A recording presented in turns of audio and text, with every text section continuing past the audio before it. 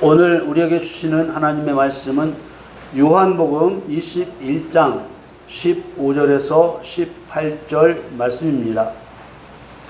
저희가 조반 먹은 후에 예수께서 시몬 베드로에게 이르시되 요한의 아들 시몬아 네가 이 사람들보다 나를 더 사랑하느냐 하시니 가로되 주여 그러하여이다.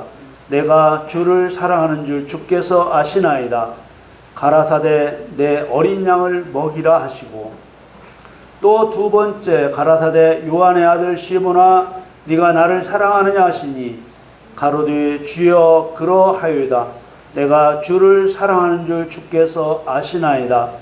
가라사대 내 양을 치라 하시고 세 번째 가라사대 요한의 아들 시몬아 네가 나를 사랑하느냐 하시니 주께서 세 번째 내가 나를 사랑하느냐 하심으로 베드로가 근심하여 가로되 주여 모든 것을 아시오매 내가 주를 사랑하는 줄을 주께서 아시나이다.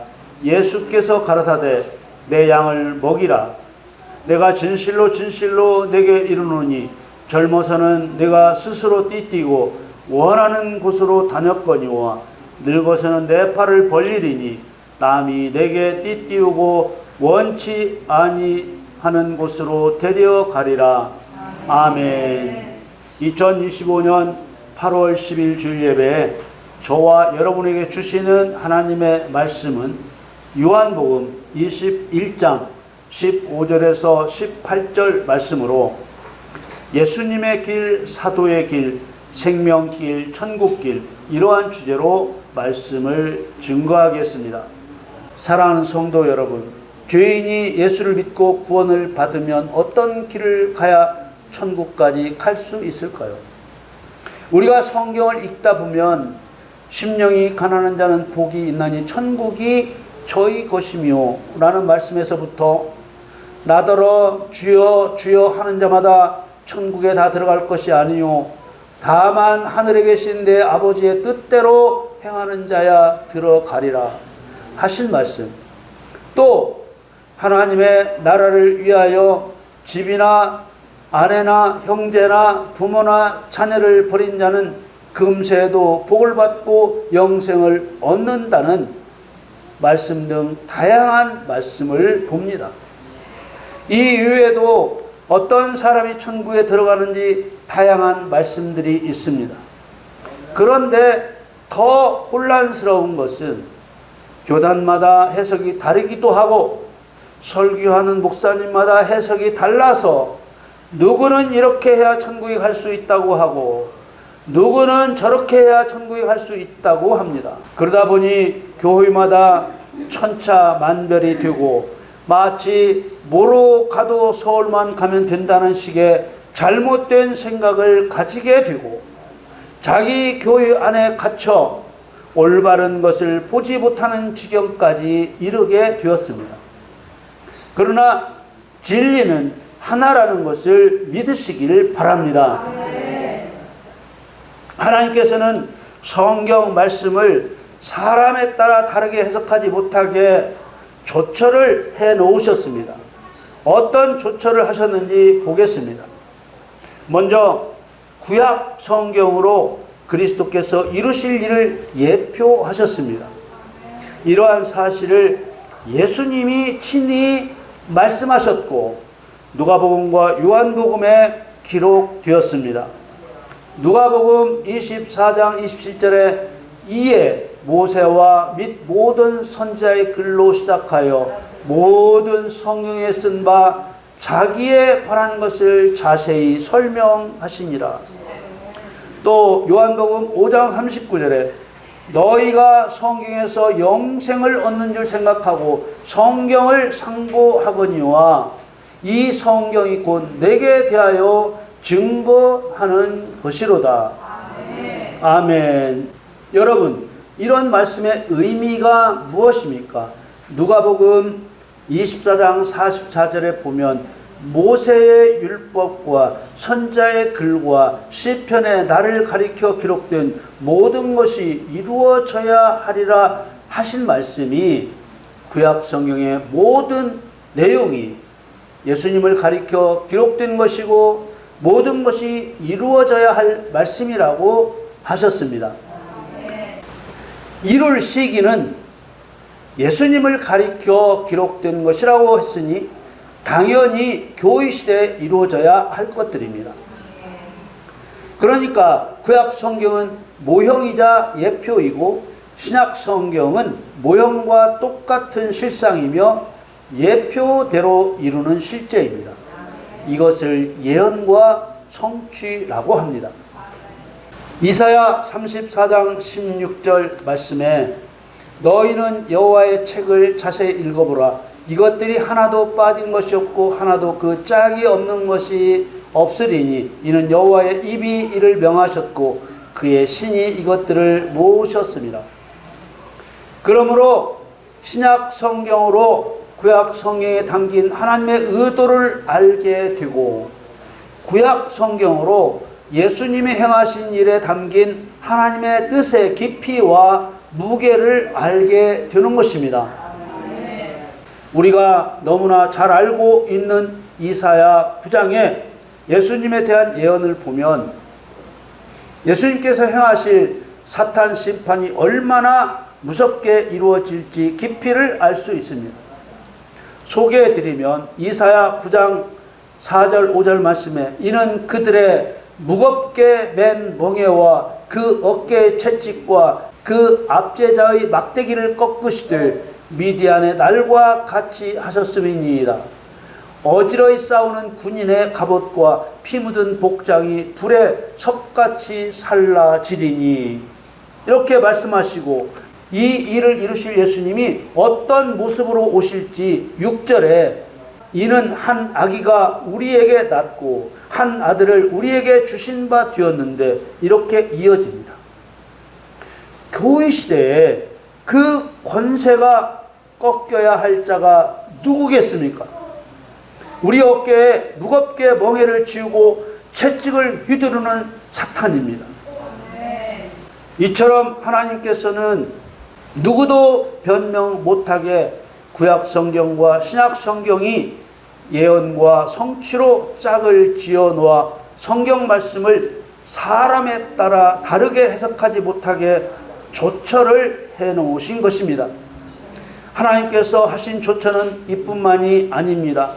마가복음 8장 34절에 무리와 제자들을 불러 이르시되 아무든지 나를 따라오려거든 자기를 부인하고 자기 십자가를 지고 나를 쫓을 것이니라.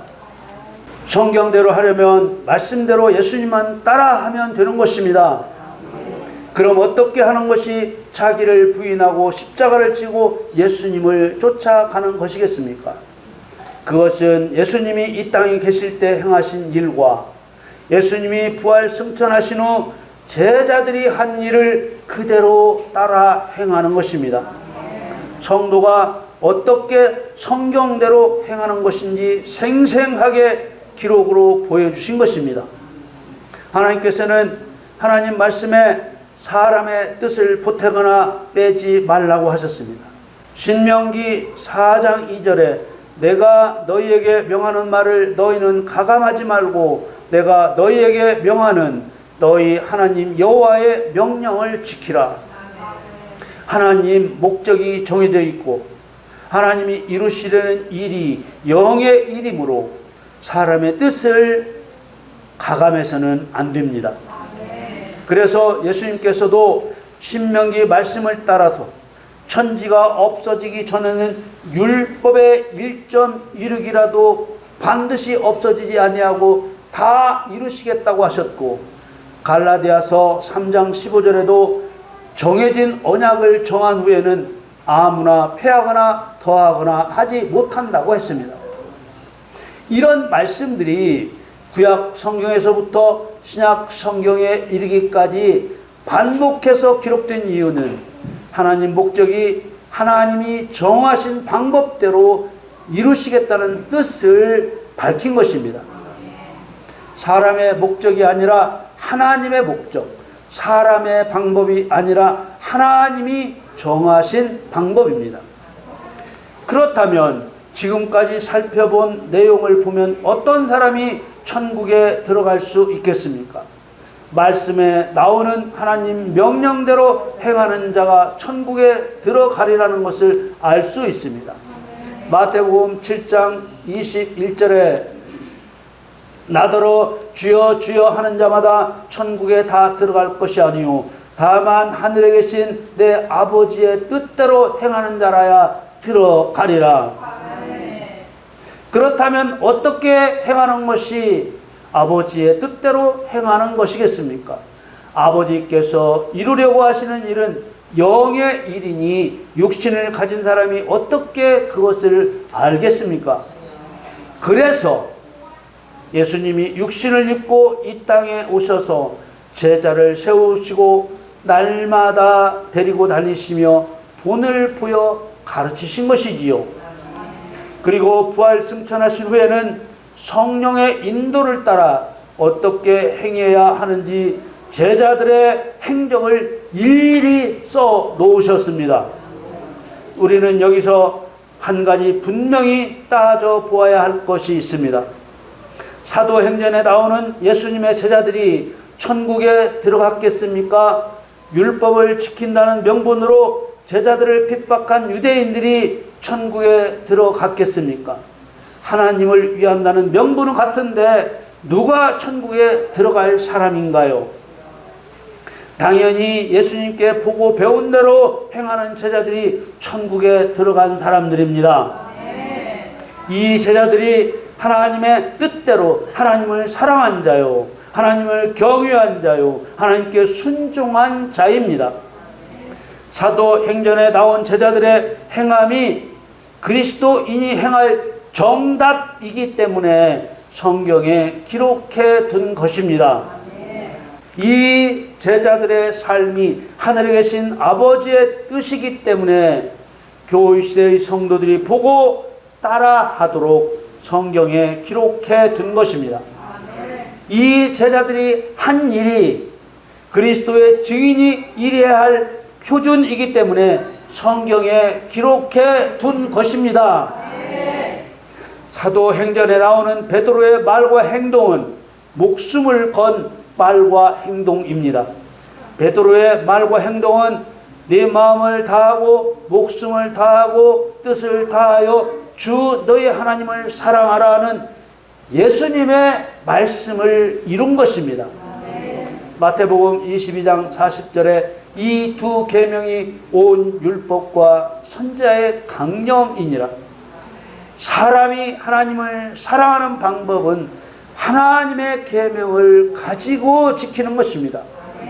사람이 하나님의 계명을 지키는 방법에는 두 가지가 있습니다.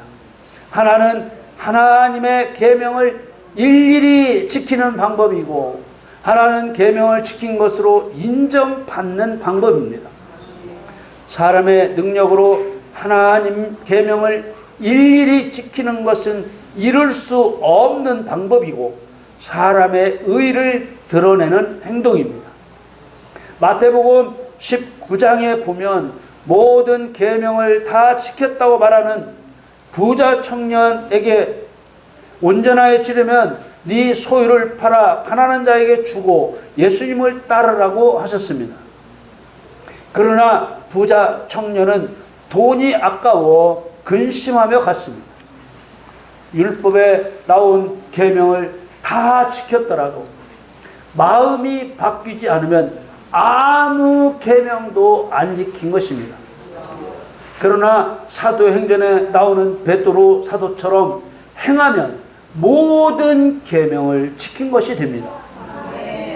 오늘 본문 말씀은 부활의 주님이 베드로에게 하신 명령입니다. 주님은 베드로에게 요한의 아들 시몬아 네가 이 사람들보다 나를 더 사랑하느냐 물으시고, 두 번째 요한의 아들 시몬아 네가 나를 사랑하느냐 물으시고, 또 세 번째 요한의 아들 시몬아 네가 나를 사랑하느냐 물으시고, 사랑한다는 베드로의 대답을 들으신 후에 첫 번째, 내 어린 양을 먹이라. 두 번째, 내 양을 치라. 세 번째, 내 양을 먹이라고 명령하셨습니다. 예수님께서는 계명을 일일이 지키라고 하지 않고 사랑을 확인하셨습니다. 그리고 주님을 위해 죽게 될 것이라고 하셨습니다. 요한복음 21장 18절에 내가 진실로 진실로 내게 이르노니 젊어서는 내가 스스로 띠뛰고 원하는 곳으로 다녔거니와 늙어서는 내 팔을 벌리리니 남이 내게 띠뛰고 원치 아니하는 곳으로 데려가리라. 그리고 부활의 주님은 승천하셨고 약속하신 대로 성령으로 다시 임하셨습니다. 베드로의 이야기는 사도행전 2장 14절에서 다시 시작됩니다. 11사도와 같이 서서 그리스도인을 핍박하고 죽이려 하는 유대인들과 예루살렘 사람들에게 거짓 비방에 대항하며 설교했습니다. 이어서 사도행전에 베드로와 요한의 이름이 함께 등장하고 이들은 능력을 행하며 성령을 받게 하고 병을 고치고 진리의 복음을 증거했습니다. 이어서 스데반과 같은 사역자가 나와 복음을 증거하다가 순교를 당합니다. 또 빌립이 에티오피아 내시에게 성경을 가르치고 물로 세례를 줍니다. 이어서 사울이 부름을 받고 회개하여 사도가 되고 강력한 능력을 행하며 더러운 귀신을 쫓아내고 병을 고치며 복음을 전파합니다. 이들은 예수님께서 공생애 동안 본을 보여 가르친 대로 행하였습니다. 여러분, 베드로와 요한, 스데반과 빌립 그리고 바울이 천국에서 주님의 보좌 가장 가까이서 섬기는 순교자들이 되었습니다. 이들의 사역을 소개하면서 이들이 율법의 계명을 어떻게 지켰다는 말이 없습니다. 왜냐하면 이들에게서 이미 사랑의 계명이 지켜지고 있었기 때문입니다. 율법의 모든 계명은 사랑의 계명 안에 다 들어 있습니다. 베드로, 요한, 스데반, 빌립, 바울처럼 행하는 것이 하나님을 사랑하는 것이고 모든 계명을 다 지키는 것이 되고 천국에 들어갈 사람의 본보기가 되는 것입니다. 여러분, 어떻게 하는 사람이 천국에 들어간다고 하는 여러 가지 말에 귀를 기울이지 말고 오로지 예수님처럼 베드로와 요한과 스데반과 빌립과 바울처럼 성령 안에서 행하기를 위해 기도하십시오. 예수님을 거절했던 부자 청년처럼 지킨 율법은 하나님에 대한 사랑이 아닙니다. 예수님의 길, 사도의 길이 생명길이요 천국길임을 믿고 그 발자취를 쫓아가는 여러분 되시기를 예수님의 이름으로 축원합니다.